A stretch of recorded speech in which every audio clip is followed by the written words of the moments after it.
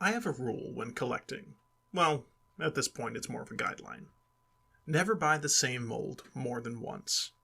For a long time, my only exception to this rule was certain cassettes, but following it has helped me save money and be more selective in my purchases. Over the past few years, I've bent and flat out broken this rule, because we've been living in a bit of a renaissance for Transformers. We're seeing clever repaints and retools that are literally transforming one character into another.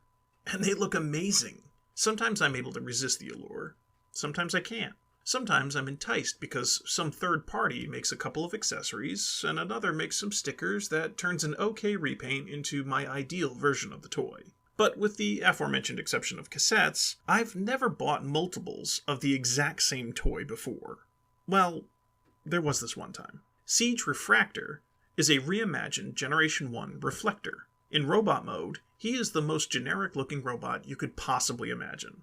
Unimposing, unimpressive, and just overall unremarkable. His alt mode is even more nothing, a sort of Cybertronian snowmobile, I guess.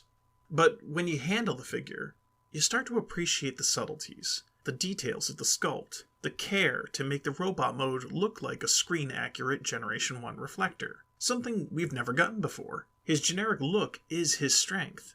In a sea of unique and over-the-top robot designs packed with car bits and plane parts, you have this everyday guy just doing his thing. The basic design allows for almost perfect articulation, allowing for some crazy posing, and his plain, bare-bones look allows him to integrate wonderfully with the line's weaponizer gimmick. Now, I was going to skip this figure, but in a moment of weakness, I bought one. And then a good friend of mine got me a second one, because good friends support you like that.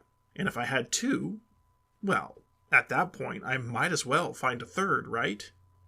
Why a third? Because the magic of this mold is in his hidden combiner form. You see, the original Reflector's claim to fame was that he was actually 3 robots that when combined turned into a camera. And in a completely open secret, if you happen to own 3 Refractors, they too can combine and form a camera. By compressing and contorting these average Joes, then combining their accessories in what I can only describe as sheer genius, you now have a rather passable approximation of a generic Earth mode camera, complete with tripod and zooming lens. Absolutely ridiculous, completely unnecessary, and frickin' brilliant.